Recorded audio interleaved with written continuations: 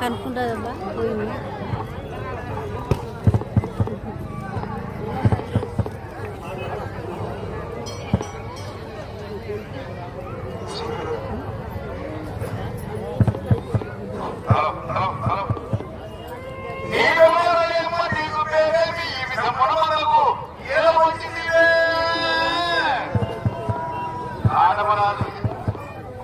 ఆడబడాలు ఉన్నారు కదయ్యా, ఆవుల కాజ్యం వాళ్ళు రొట్టెగడ్డ తీసుకున్నారు, నేరుగా తల్లి దగ్గర పోయారు.